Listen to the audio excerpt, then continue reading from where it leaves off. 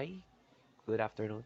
And we're Group 3, and we're presenting Chapter 5 of Consumer and Business Buying Behaviors. So, for us, what is inside this Chapter 5? So, it's Consumer and Business Buying Behavior, where consumer buying are individual consumers that buy goods and services for the ultimate use or satisfy their needs. On the other hand, business buying has the purpose of earning profit by using or reselling goods and services. So, yung difference nila is, when you say consumer, tayo na mga mamimili. Okay? Consumer buying behavior, tayo ang pinag-uusapan dito. Tayo mga natural, normal consumers. Then, business buying behavior is, ang mga pinag-uusapan naman dito is mga businessman. Um, like, si Tito, bumibili siya ng mga gamit na hindi niya ginagamit talaga. Binibili niya yung mga gamit para ibenta or gamitin para mas lumaki pa yung kita namin. Okay? Good. Next page is the consumer market. Okay, market. Okay, the consumer market.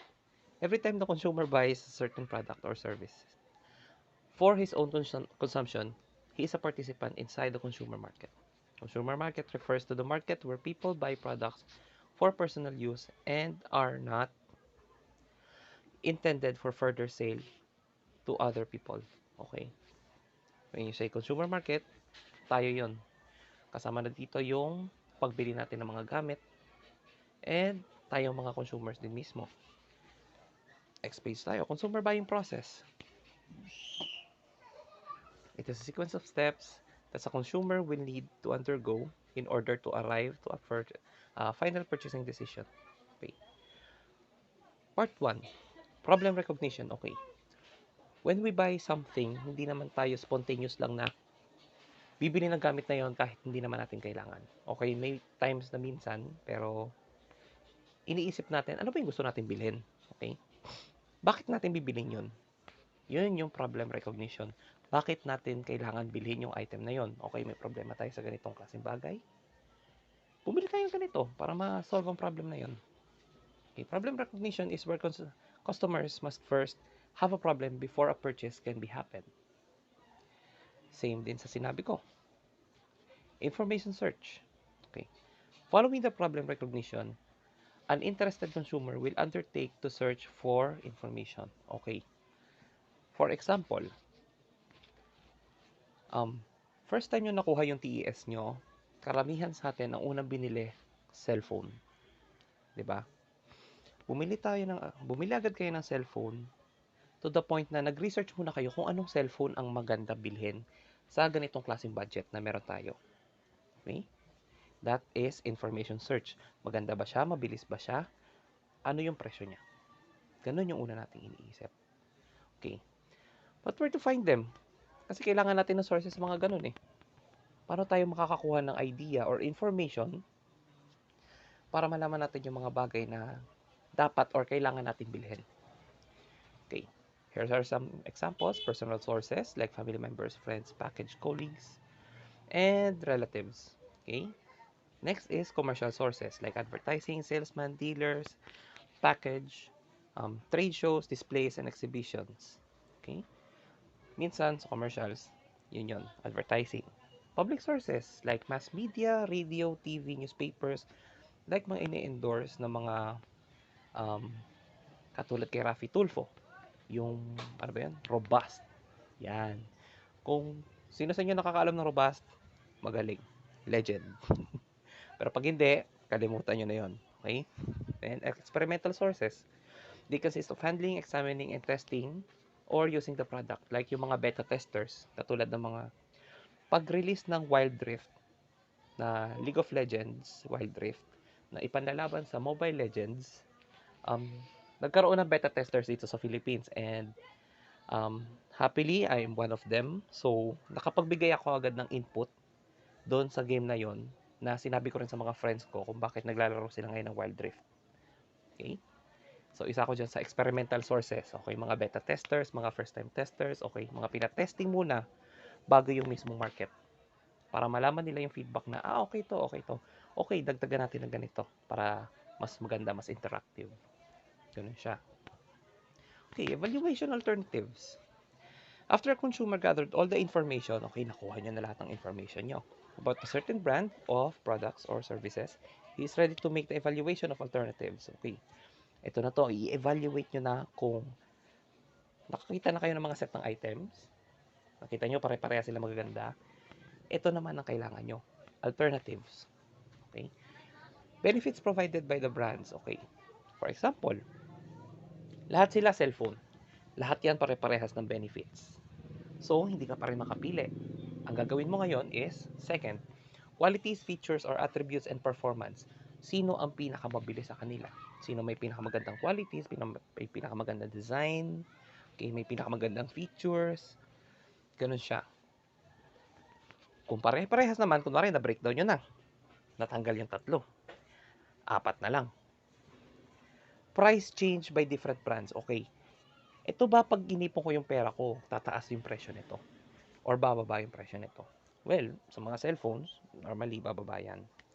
Pero sabihin natin, yung iba tumaas kasi mas naging in demand, katulad ng A5s. Parehas lang sila halos ng A3s pero mas malaki lang yung internal memory and pinaliit yung notch. Pero halos parehas lang din sila. Pero mas pinili yung A5s kaysa A3s. Diba? Kasi ang ginawa is pinababa yung presyo ng A5s kaysa sa A3s. Ganon lang nangyari. Ay hindi, nagkasing price lang sila. So mas maganda yung features ng isa, so parang nakalamang siya ng konti. Yan. So parang mas mura na tingnan ngayon yung isa kaysa dito sa isa na to na A3s. Okay, past records of brands. Okay, tingnan natin yung record ni Oppo. Oppo na maganda yung camera. Actually, pag sinabing Oppo user ka, malakas talaga ang filter niyan. Well, sa Manila lang naman yon. Pero dito, ewan ko. Hindi naman ako Oppo user. Okay. Ganon, past records na maganda yung Oppo. Kaso lang, ang problema is memory. Kasi mabilis maubos. Pero maganda naman siya, Oppo. Since Oppo, matagal na siyang brand. Pinsan siya ni Vivo, tsaka ni Realme. Then, attractiveness, image, or reputation of brands. Okay. Reputation ni Oppo mataas. Parehas lang din. Attractiveness, yes, maganda yung cellphone na yon, Oppo. Nag-specific lang tayo sa Oppo ha. Hindi muna tayo lilipat sa ibang ano. Pero example lang naman yun. Okay. Then, 6. Products-related services provided by the brands. For example, after-sales services, warranty, and without charge installation. Okay, yung mga kumuha dito ng cash na cellphone, automatic meron niyang 1-year warranty. Oo. 1-year warranty and services. Tapos, 2 weeks replacement, 1 month replacement, 1-year warranty, plus 1 year na free service sa Oppo, alam ko. Sa SKK, 1 week replacement, 6 months na warranty, yes, with services. Ganun siya. So, syempre, pipili ka na dun sa maganda yung service. Okay. Then last is accessibility of brands and dealer rating. Ito na. Um, pag bumili ka ba, gusto mo ng A5s, pero, ang tanong, makakabili ka ba sa shop na gusto mo puntahan? Well, kung hindi, maghahanap ka ng iba kasi hindi siya available eh. Hindi ka makaka-access sa brand na yon. Kasi ang meron lang dyan is Vivo, Realme, tsaka Xiaomi. Yun lang yung tatlo. Wala kang Oppo, so hindi ka makakabili ng Oppo. So, magre-resort ka na lang sa ibang brands na meron dyan sa malapit sa iyo. Okay? Next, purchase decision. At this stage, the customer has searched several brands. He knew the price and payment options and now prefers one as a promising brand to buy. Okay.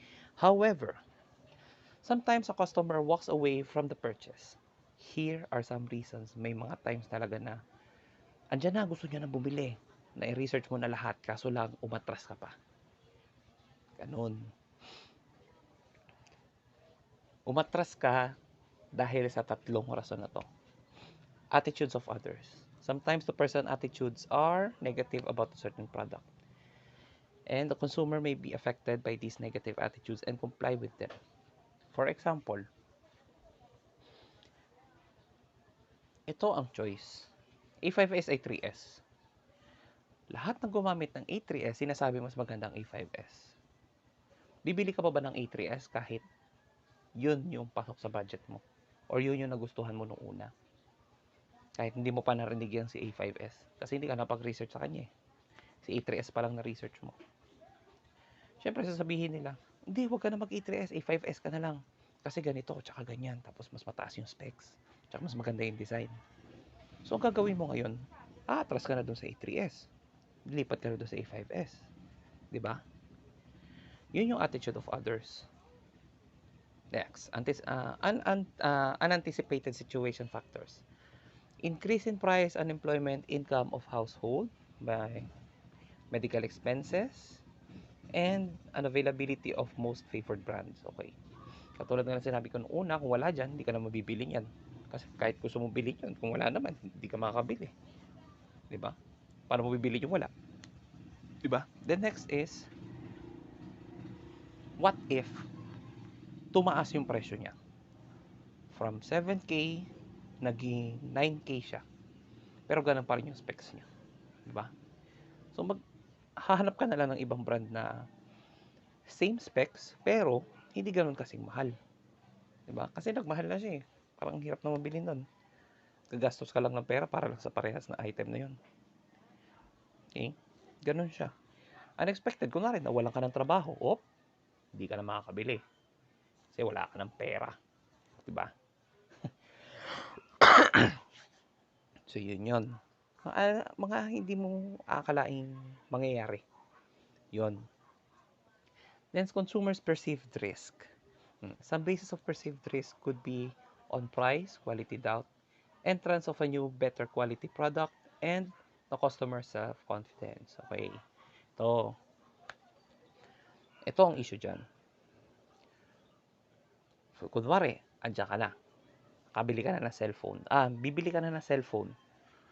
Kaso lang may lumabas na bago mas maganda. Lumabas na bago mas maganda. Ano ba yung Yung A12? A12 Plus. Yes. A500, A12 Plus, tsaka A5 na Oppo A5. Yan. Mas maganda, mas mura, mas maganda, mas mabilis yung rating, mas maganda yung speed, mas mabilis sa internet. Bibilin mo pa ba yon yung A5S mo na gusto mo bilhin? Kaso lang, may dumating na bago na mas maganda. Diba? Sabi niya, hindi ko na bibili yan. Outdated na yan. Ito na pala yung bago. Diba? So, yung sales mo na dapat na andun sa item na yon is napunta dito sa bagong dating. Which is, mas mura kasi nasa early stage siya. Early stage ng kanyang product life. Ayun, nasa decline stage na siya.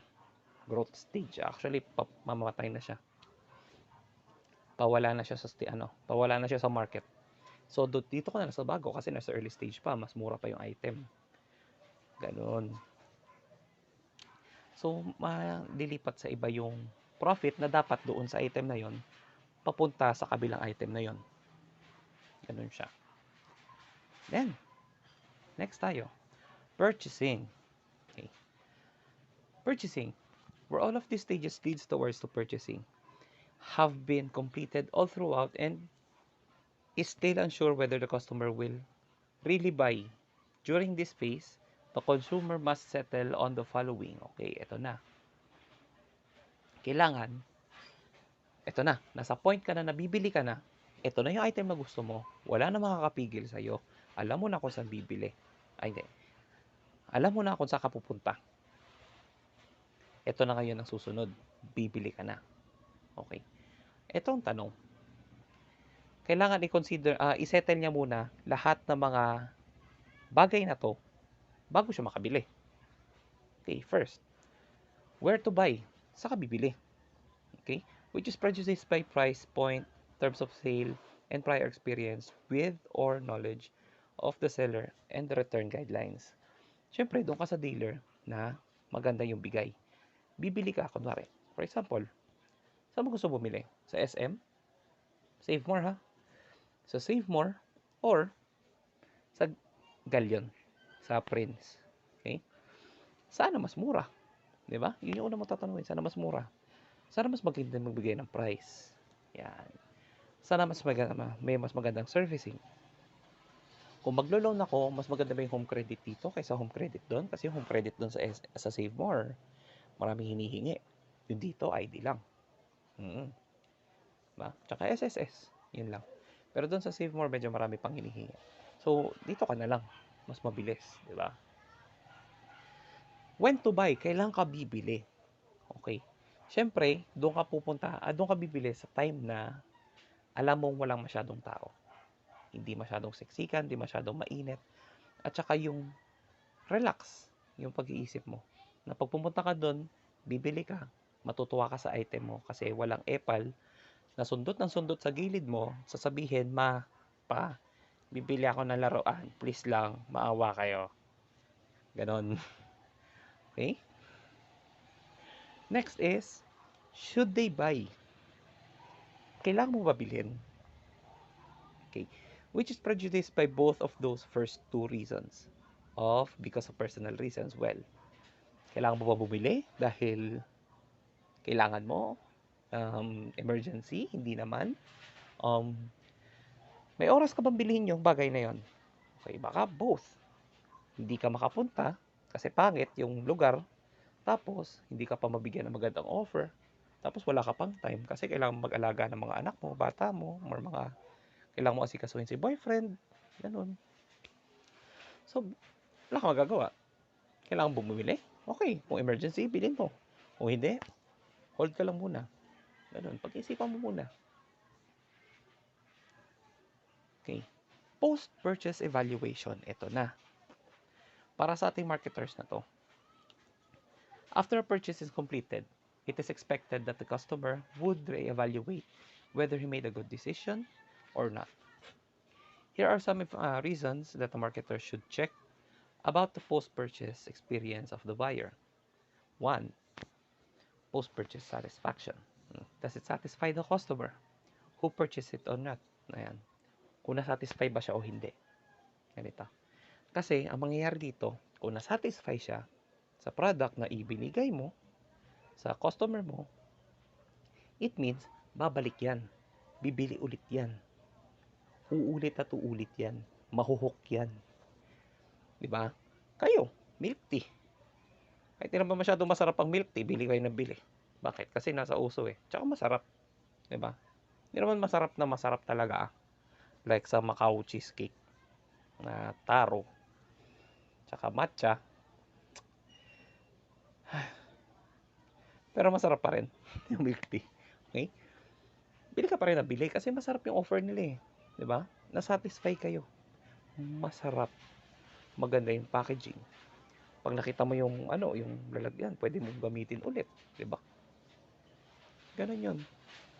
Next is post-purchase action. The best advertisement is a completely satisfied customer. Yes. Dahil sasabihin niya sa mga kasama niya na, uy, dito tayo kasi masarap yung milk tea dito.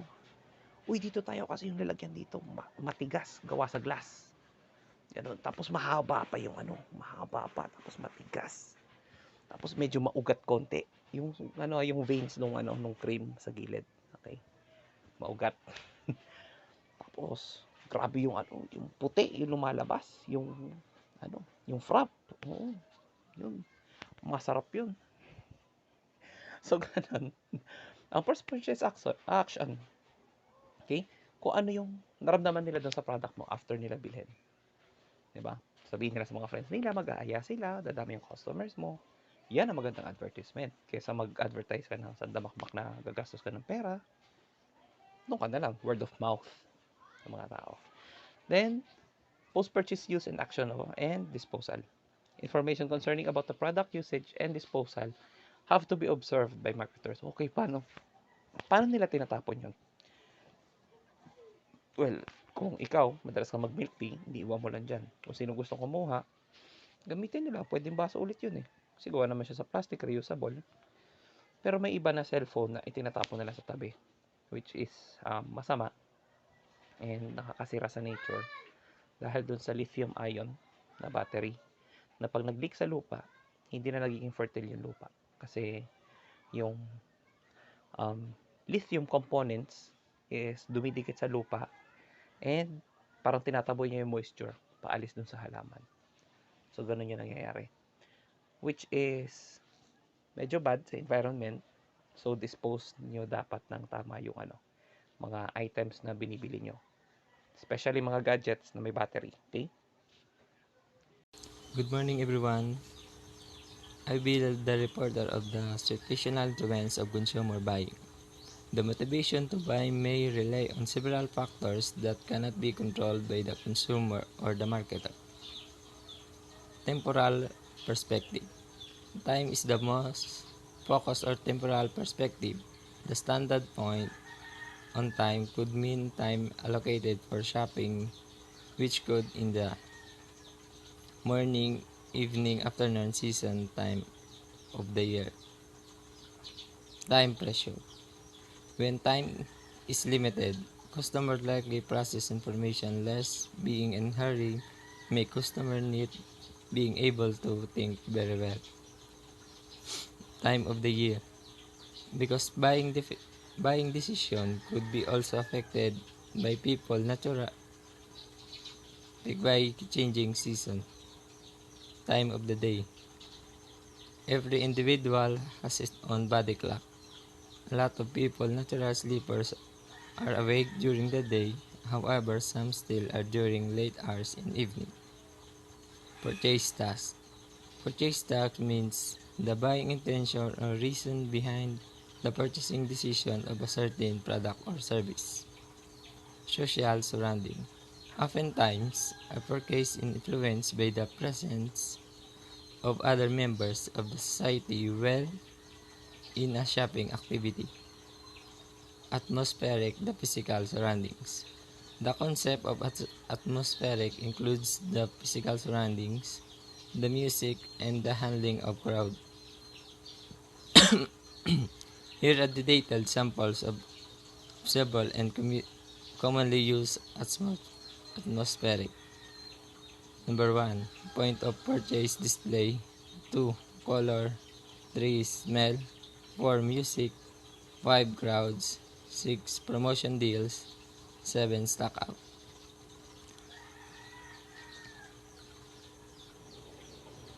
Undescendant state. The consumer moods when he is purchasing.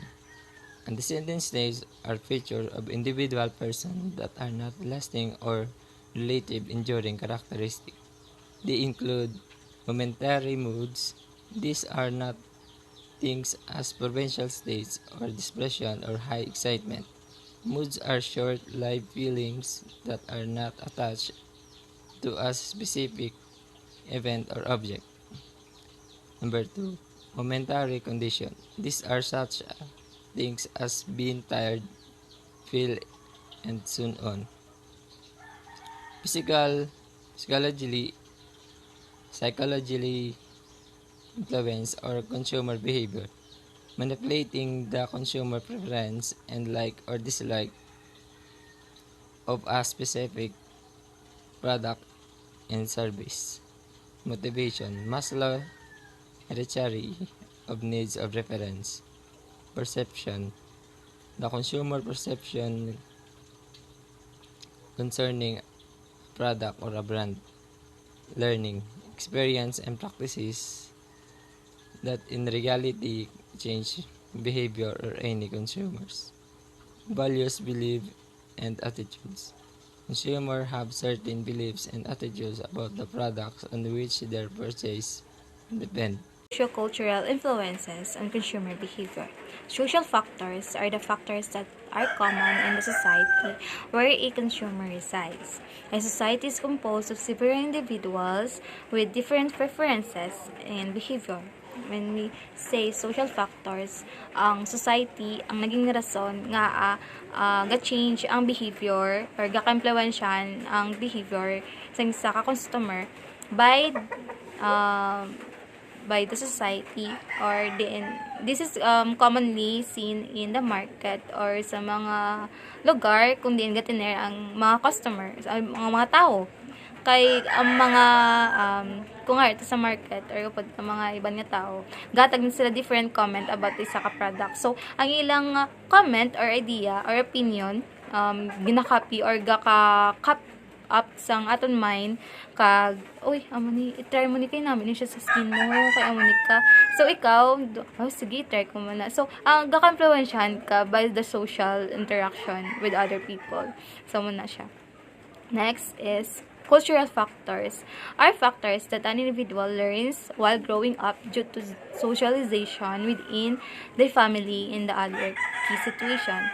When we say cultural factor naman, ang kultura ang naging rason nga ga-change ang ga-complementahan ang behaviors ng isa ka customer. Kay when say kultura, amo nila na mathanta or amo nila ang mga beliefs nga nang paniwalaan ta. Example sa aton nga family. Kung anong ginatulo nila sa aton nga amo ning so ang behavior ta ga-change naman. Kung anong ilagi na set sa aton nga mind, amo naman natin ginakopy. It's either bad or not. So, whether kabalo ko insakto na sa ibang nga tao or hindi. So, mabalam lang ko insakto or hindi kung ihambal man sa ibang nga tao kag amo na gali. So, yung mga behavior garilay gina sa mga firstborn or pagbata mo gid ay mga decision or ang imong gid nga ang mind ay sa parents mo. So, ang behavior mo towards mo sa buying or the other things is really matter gid na siya. Preference group. A preference group is a group of which an individual likes to be associated with and be called member of the group. Preference group, amo ni yung mga grupo nga gina-compare ang isa kag isa. Amo ni siya ang mga tao nga gusto may connections sa different people. Kag ginatawag nila as a member nila. Ang member ginaturing nila dahil nga family kung isa ka makagrupo do pamilyano na kamadayon. Kag the marketers should strive to discover the rules within the preference group that influences the behavior of others, such as initiator. He initiates the buying decision of the members. No, siya ang kapasimuno or siya ang sugod gid sang decision kung magid kung baklo nila or hindi. So yung siya amo ni bakal sa amo ni siya okay namin sa dire. So siya ang initiate do siya ang sugod gid kung sa isa ka bagay nga baklon sa mga member or sa mga member. Influencer. His opinion influences the buying decision. When we say influencer, bring a big impact sa mind sa ang ilang opinion. So, for example, sa mga YouTuber or yung tawag na influencer, kung anong ginahimo nila or nila pamatas yung ginapakita, ginasunod na especially sa mga bata nga makakita sila. Sa isa na makagrupo, may mga amo naman same. Mga influencer, kung ilang opinion, gaka-influensyahan ang mind sa ilang mga member. So, ga-change ang behavior nila or behavior sa mga member towards buying or indifferent things. Decision maker. He has the authority to take the purchase decision. Decision maker itself, siya ang ga-decide or siya have authority. Feeling common yung mga member nga sa high rank like leaders or president, nga may mga responsibility na or ginasaliga na gid sa mga member. Kaya hindi man sila tagaan authority kung hindi man sila siyang pinakataas. Kag each member know nga worth it ang iya nga decision kay kag ginasaligan gid sa mga members. Buyers. He ultimately buys the product. Like us, we are the buyers. Kag gabakal di ta mabuhi kung di ta makabakal sa market like mga wants ta, mga needs ta like mga rice, mga kanakanan ta. So kita natawag nga buyers kay gabakal ta sa market kag sa mga product nga needs sa kag wants. Next is rules and status. Status is the position a person occupies in a particular situation. Status is the position like mayor, president, vice president, or the normal people. Kung ara ka sa high rank, mas dako yung responsibility like a president. President Duterte wants to have a vaccine for us in times in the pandemic. So, kung taas mo rank, so mas dako yung responsibility, especially kung president ka sa country. Kay garelay ang mga people mo kung ano ang mag-decide mo. Kag makita nila kung anong mga behavior na napakita mo, ginasunod ka nila. So, doon himo ka na role model sa mga tao or sa mga countrymen mo. Especially kung president ka sa country. Kay garelay ang mga people mo kung ano ang mag-decide mo. Kag makita nila kung anong mga behavior na napakita mo, ginasunod ka nila. So, doon himo ka na role model sa mga tao or sa mga countrymen mo.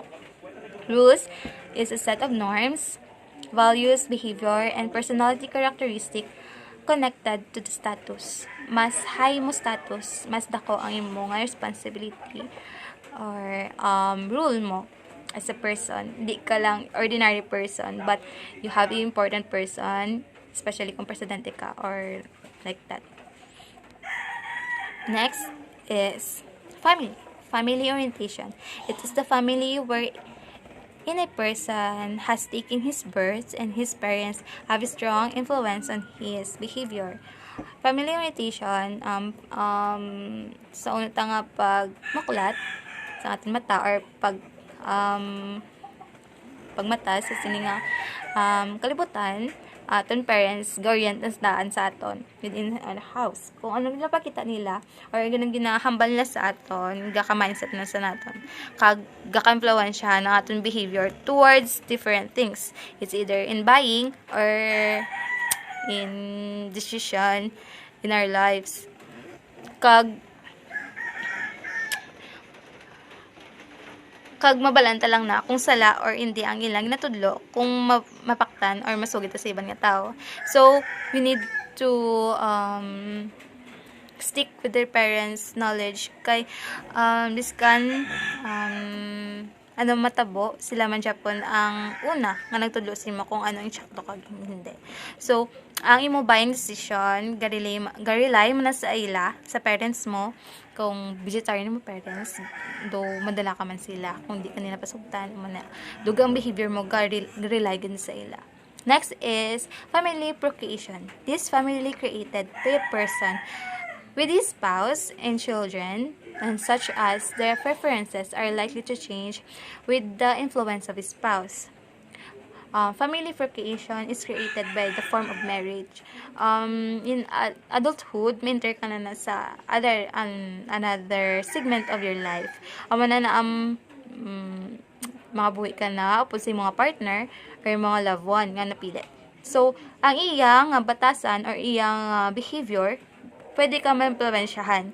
Kaya, syempre, mapod mo na siya sa isa lang ka house. So, for example, imong spouse or imong partner is a vegetarian, kag ikaw is meat eater. It's either ikaw ang ma-impluwensyahan niya nga maging vegetarian or siya or maging meat eater. It's either the both of you or vice versa. Kay pwede man nga ang imong buying behavior, pwede yung ma-impluwensyahan kag ikaw ang buying behavior mo, pwede man siya ma-impluwensyahan. Doon sharing ka mo nga duwa sang thoughts niyo or knowledge or behavior either. But it is good kay share ka mo different naman nga idea between the each of you. Next is social class. The influence of social class is very strong in the buying decision of the customer. Social class is where individual belongs in the society. Nowadays, don't really matter ang social class. But I know that there's three: the higher class, the middle class, and the lower class. Kung ano nakita sa lower class, sa high class, or sa middle class, like iPhone, like that, kag hindi nila ma-achieve, so gihimo sila paraan para ma-feel man nila or makuha man nila ang mga bagay nga ara sa high class biskan it is illegal kag hindi na pwede nga mga hilimuon. So ang ilang nga behavior galain ka change gakapektuhan sang social class kung anong level mo kag kung ano makita nila nga mas better sa high class ginasunod man na sang lower class. So gakapektuhan man na it is. Next is culture. Excuse me. Culture. Culture refers to the beliefs, custom, rituals, and practice that the particular group of people follows. Culture, as different country have a different cultures, and we need to respect it. Yeah. Kag ang kultura sa isa ka nasyon gakapektuhan ang behavior sa isa ka tao. Or pwede siya impluwensyahan, pwede siya mag-change, or pwede siya hatag idea naman nga bago. Kasi Filipino, we have a own culture, kag ang mga culture is kakapektuhan man when it times in buying a product. Kag ang mga practice, mga ritual, mga beliefs nga dapat sundon, so gakampluwensyahan gina sa when it comes in buying man. Subculture. The culture can be further divided into subculture, wherein the people are recognized more particularly based on their shared custom and beliefs. Excuse me. Kung may kultura, may mga gintunga pag gina, so ginatawag na sila nga subculture. May mga kultura nga need nga sundon sa mga tao kag may ara pagit nga mga other culture nga need pagit sundon. So dako man sila nga impact para mag-change or maka-influence sang behavior sang isa ka customer or isa ka individual towards buying or anything ang ginimo sila life. Next is personal influences on consumer behavior. Personal factors are the individual features of customers that highly control their buying decision, or buying behavior either. Features, it is the process on consumer behavior. Personal factors are the individual features of customers that highly control their buying decision, or buying behavior either. Features, it is the past experiences, it is either or bad, nga pwede maka-change sang behavior sang isa ka customer. Like, for example, sakon, may nagbakal ko product para sa guya ko. Pero ang guya ko hindi kasaho. So, na-burn siya. So, di nagid ko to magbakal sa mo to nga product. So, ang behavior ko galain, ga-change na. Conservative na ko sa mga cream nga ginabutan ko sa guya ko. So, ikaw, ga-change mo nga behavior tungod sa mga past experiences mo. Pwede man sa mga individual differences like that. Also, the age, gender, education, occupation, and lifestyle of the people change their behavior towards buying a product. Example sa age. Kada halin sa bata as tag-adolescent as tanong tigulang, ang aton nga behavior ga-change man. It's either depends on the product itself. Next is the gender. Kung anong gender mo, amo na ang behavior mo towards buying a product. Kung babae ka, may section man para sa babae. Kung lalaki ka, may section man para sa lalaki. So, yung behavior towards a product is ga-change man. Depende sa mga gender.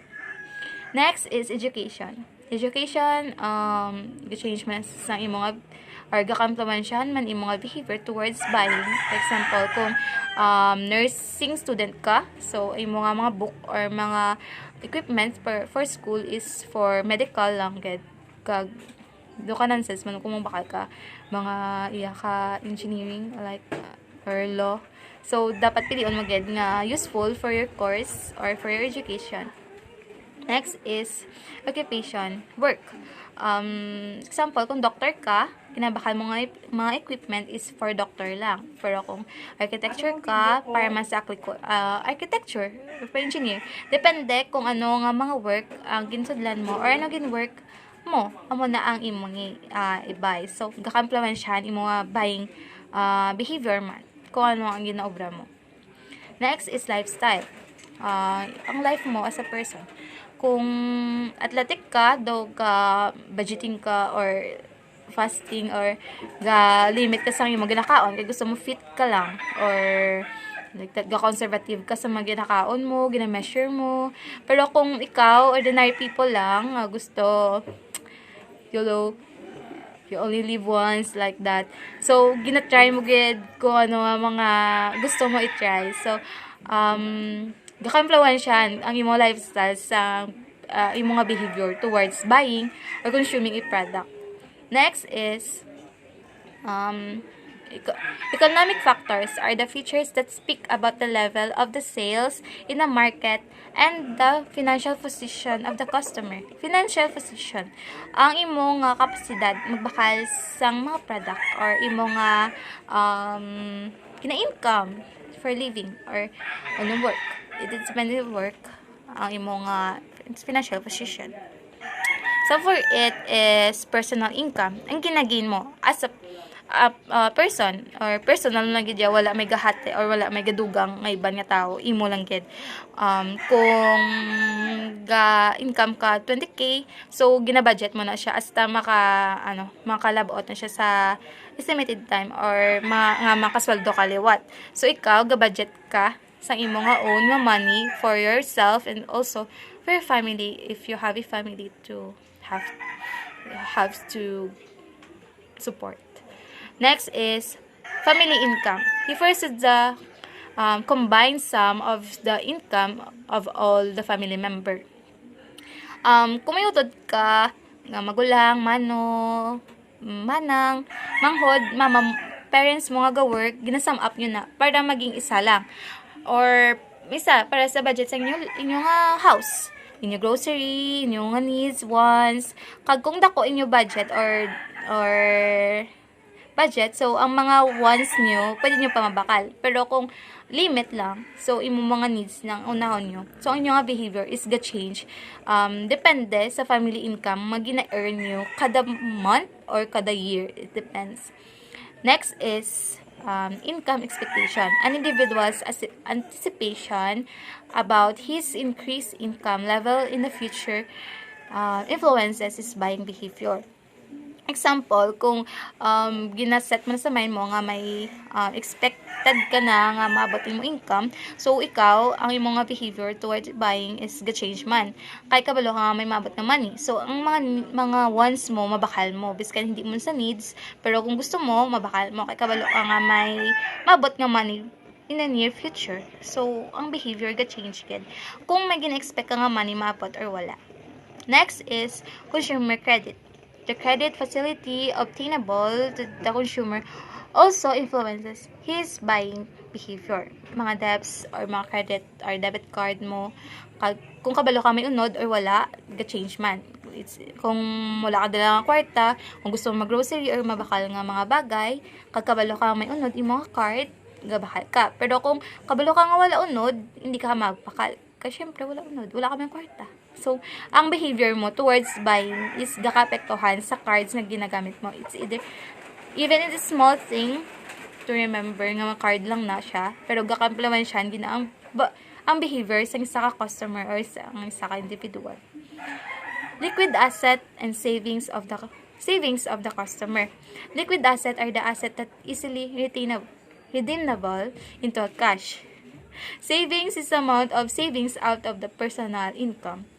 When say liquid asset nga pwede ma-redeem as into a cash. Kung kabalo ka may kwarta ka, so ang imong nga behavior towards buying is easily or hindi gid hassle, manumdum nga need mo i-budget ang money mo kay may kwarta ka pa or wala ka na kwarta.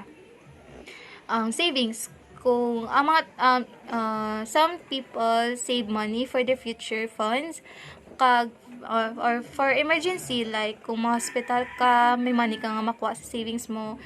Kag ang mga tao ni hindi nang need gid money or kabalo gid mag kini kung kabalo ka nga need mo mag-save, so ang behavior mo ga-change man sa.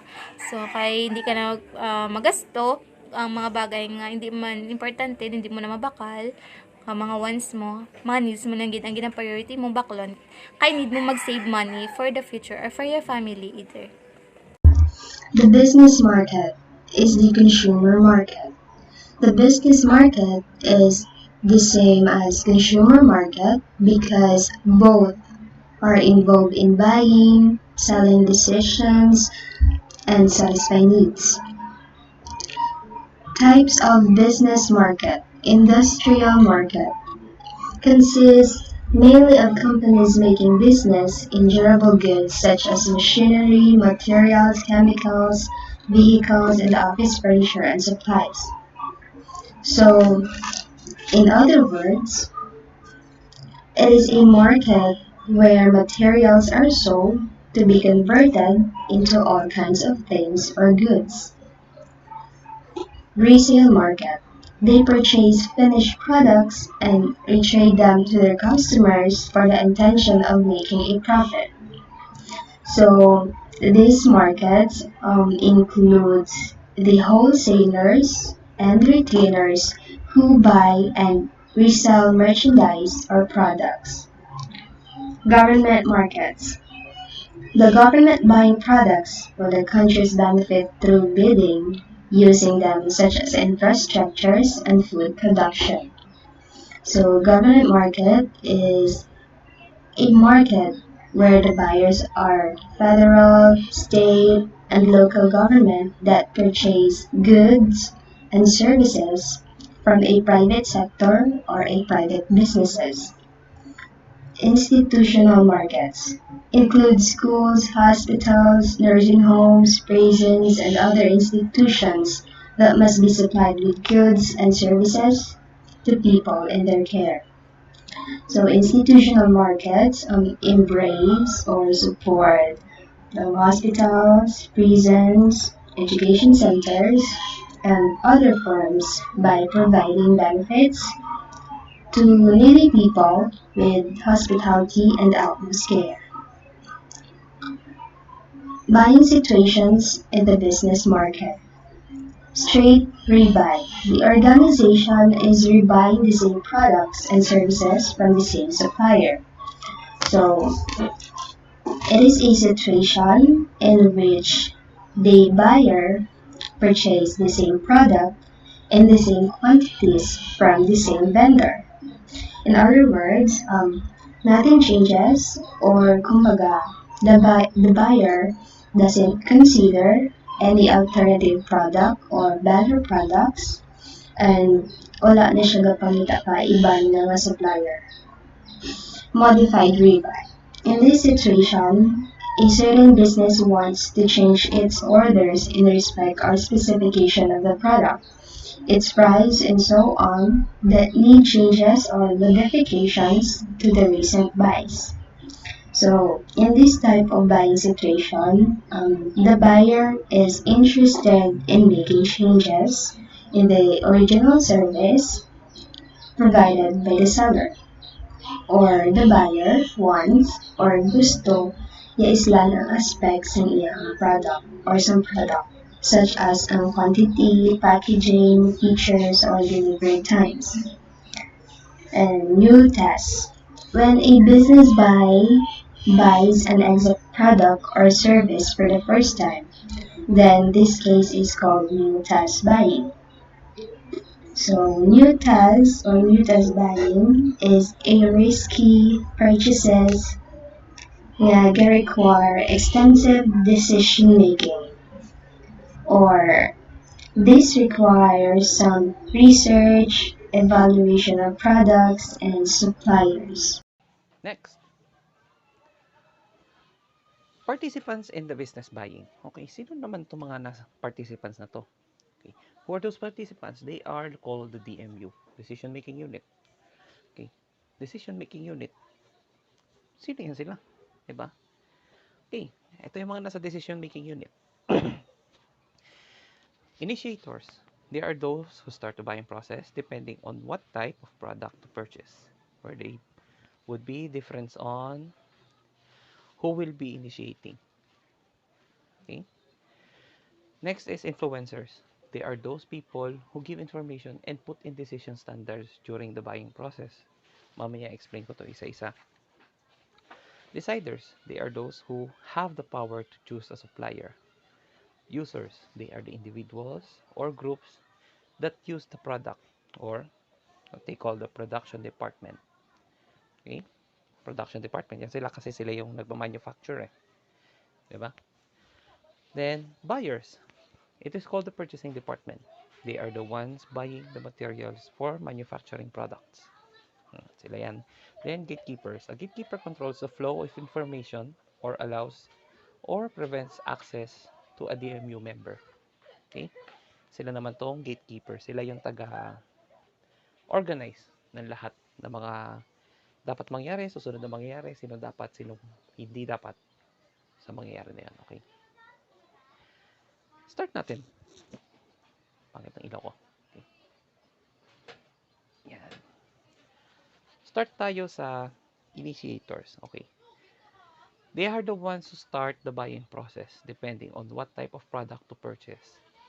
There would be differences on who will be initiating. Okay.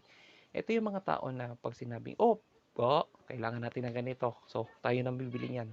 Tayo yung makikipag-contact. Kunwari ako initiator. Tayo yung makikipag-contact sa mga suppliers na hinahanap natin. Okay? Next is influencers. Okay. Sila naman yung magsasabi na, uy, si ganitong supplier, maganda yung maganda yung product na bigay niya. So, dito tayo kumuha ng ng gagamitin natin para sa product natin. Kunwari, cellphone company tayo. Okay, mas maganda to si Snapdragon kaysa kay MediaTek. Kasi si MediaTek, si MediaTek medyo alanganin, mabilis uminit yung ganyang processor sa cellphone natin.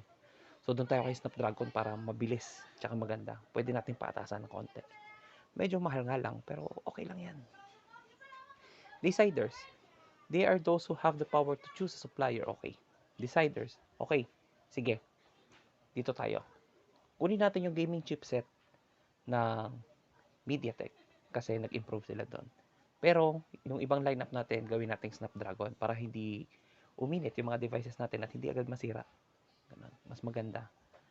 Users, they are the individual groups that uses the product. Okay. Once na nabili na natin yung mga yung chipset, kunwari, Snapdragon or MediaTek.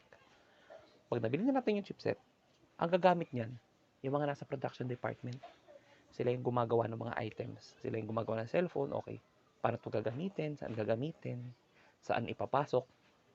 Yan sila. Sila yung gumagamit ng items na binili nyo para ilagay dito sa mga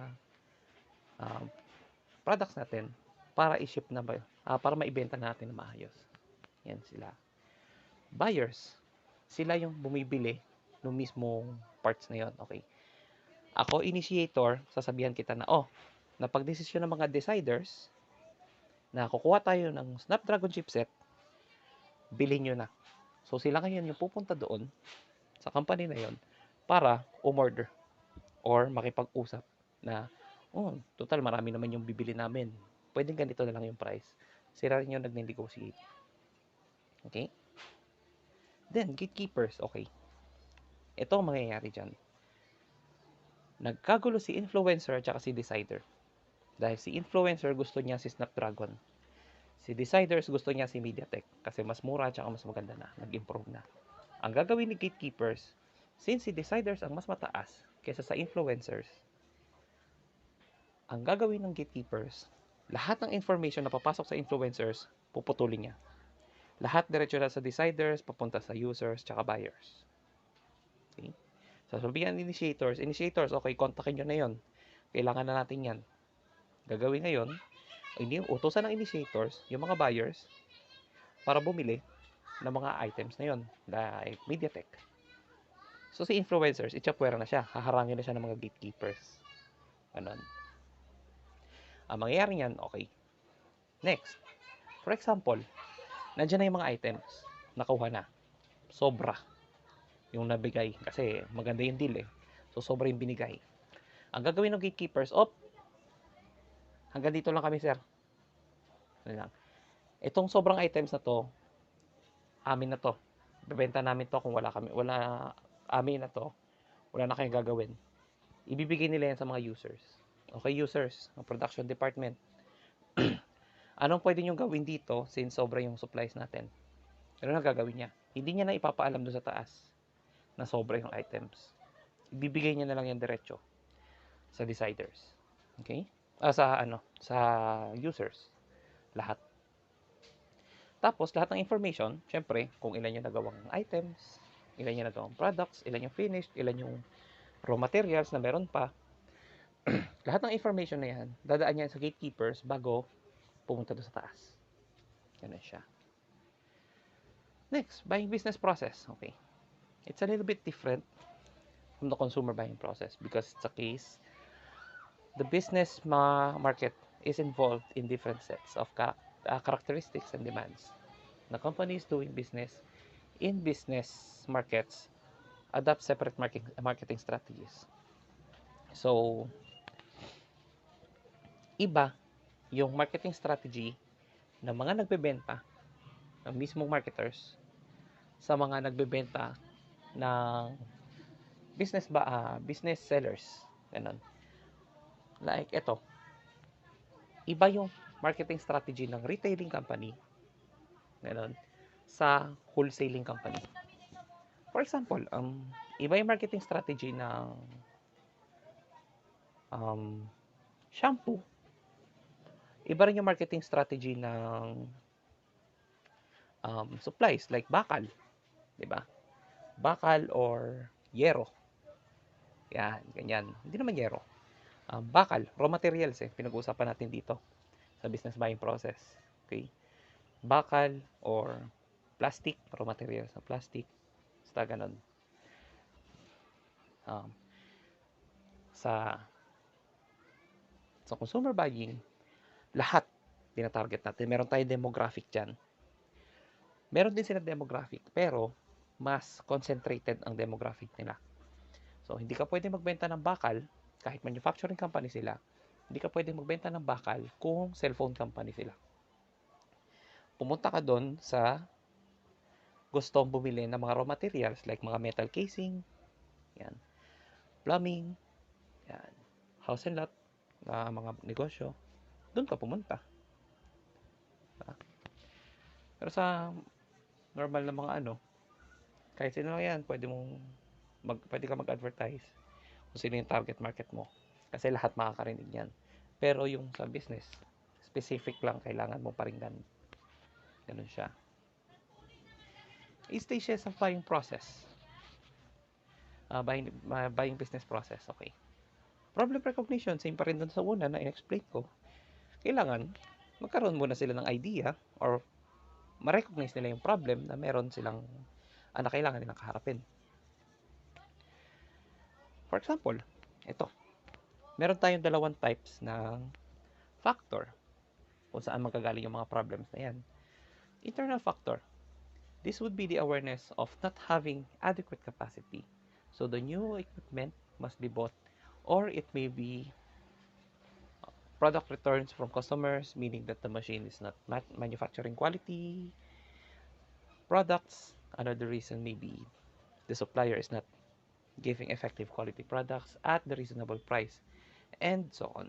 Yan. Sa loob yan ng company nyo. Problem recognition. Wari, yung makina natin sira. Mukhang hindi siya nakakagawa ng maayos. Tsaka yung mga casing niya parang puro tabingi. Ganun. So, kailangan nyo bumili ng bagong makina. Diba? Focus na tayo sa makina, machinery to. Kasi business pinag-uusapan natin dito. Okay. External factor. Okay, sa labas naman to. The factor may be in the form of any latest ideas of a product at a trade show, or seeing new advertisements, or any positive offerings by a salesperson, and so on. Okay. Dinig. Okay, good. External factor. External factor, ito naman yung mga tao na, for example,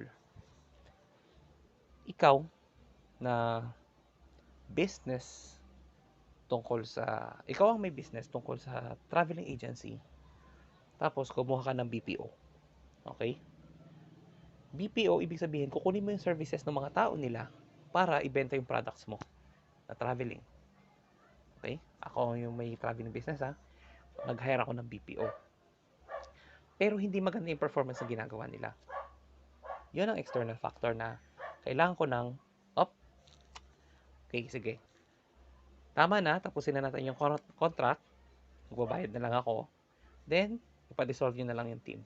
Maghahanap na lang ako ng bagong BPO na kailangan kong ipalit dyan sa grupo nyo, okay? Ganon. Yun yun. So, na-recognize mo na yung problem. Yung BPO na yun, medyo alanganin. So, hindi nabibenta ng maayos yung natin, yung product natin. Next, description of general need. This stage begins when an obvious need has been recognized by the organization. A team of unit in the process involves a team of buyers, engineering, and other professionals who work to agree on the desired products. The DMU, decision-making unit, draws up description of what requirements in terms of reliability, price, durability, and other features. Okay. Balik tayo sa cellphone ulit kasi mahilig ako sa cellphone. Ganun siya. Mahilig ako sa cellphone. Since ito, pinag-uusapan na natin yung Snapdragon and MediaTek. Lapit natin to. Yan. Sorry. Yan.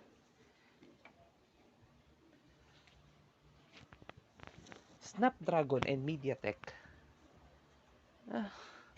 Balik tayo sa ano na yan. Oops. Sorry. Balik tayo sa description na yan. Okay. Ito na. Pinagpilian nyo na. Snapdragon or MediaTek. Siyempre, ano bang kailangan nyo sa cellphone na gusto nyo gawin? Kuwari, cellphone manufacturing company kayo. Ano ang gusto nyo gawin? Kailangan nyo ba na mabilis, na hindi umiinit? Or, maganda ang performance, pero mura ang presyo? Diba? So, nandiyan ka na sa conundrum na yan.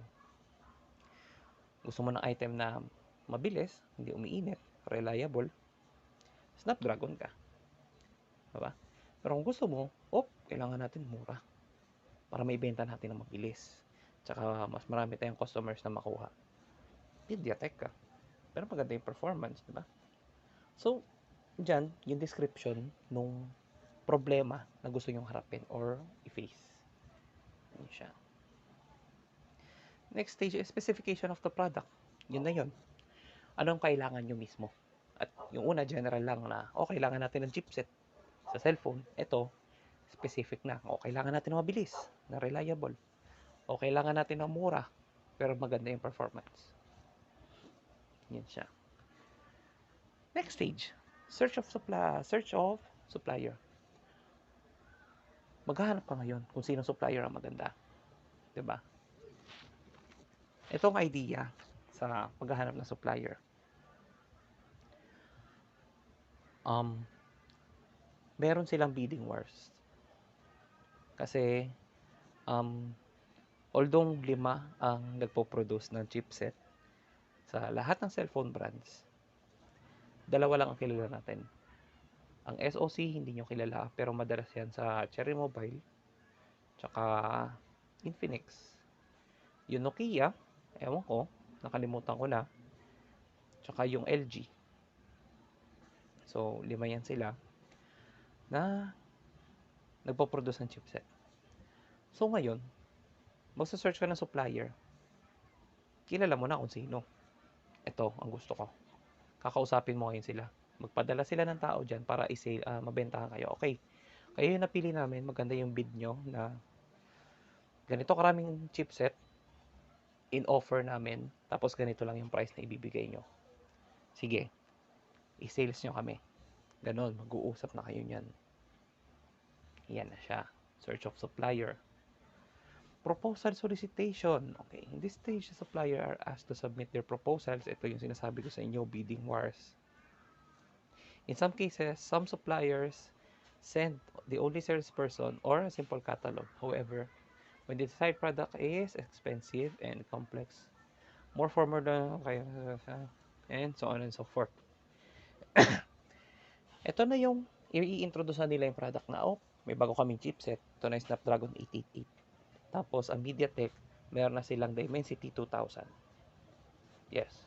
Dimensity 2000 versus Snapdragon 888 chipset. Dalawa yan sila maglalaban dyan sa harap mo. Magpo-propose na yan sila na, itong chipset namin mura to. Tsaka maganda, mabilis. Itong chipset namin to, reliable to. Mula pa nung una hanggang ngayon. Kaya mas maganda to, sulit ang presyo. Ganun. Laban na yan sila. Then, selection of supplier. At this stage, the final supplier is chosen. Napili mo na, kunwari, si MediaTek. Yan. Mas gusto ko MediaTek.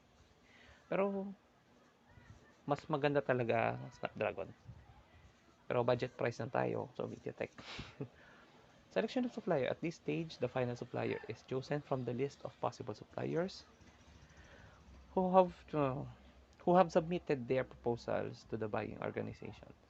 The following are some of the main attributes that serve as the basis of the selection of potential suppliers. Okay, quality of the product, delivery time, kailangan mabilis, ethical corporate behavior, kailangan maganda yung kanilang corporate standards, like para sila mag-dispose, maganda ba yung pangalan, malinis yung pangalan nila, mabango.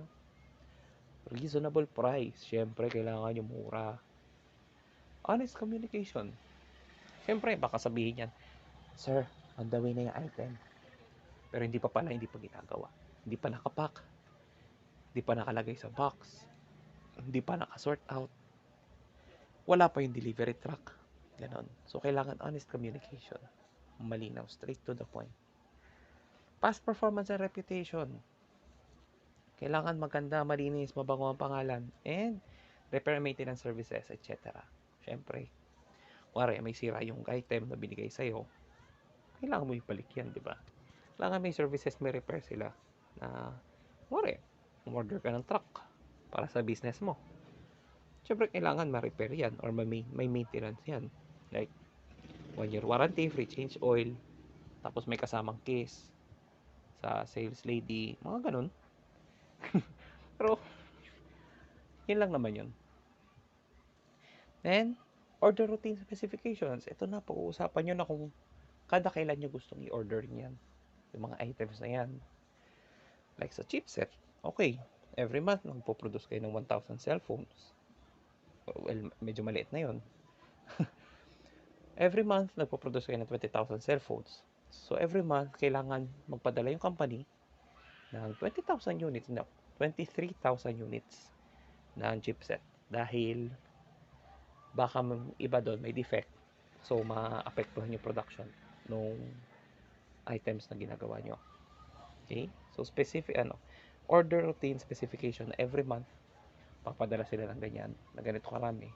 Walang palya. Okay? Then, performance review. This is the last stage of business buying process in which the performance of the supplier is reviewed by the buying organization. Okay. Ito na yun. Ganda ng pagkakabigay nito sa atin. Sige. Go tayo dyan. Kunin natin yung supplier na yan. Gawin natin permanente. Kayo na ang magsusupply sa amin ng item na yan. Ganun siya. Okay? So, that's it. Naandito na tayo sa huling part ng ating session and aming report. So, thank you guys for listening. Bye-bye.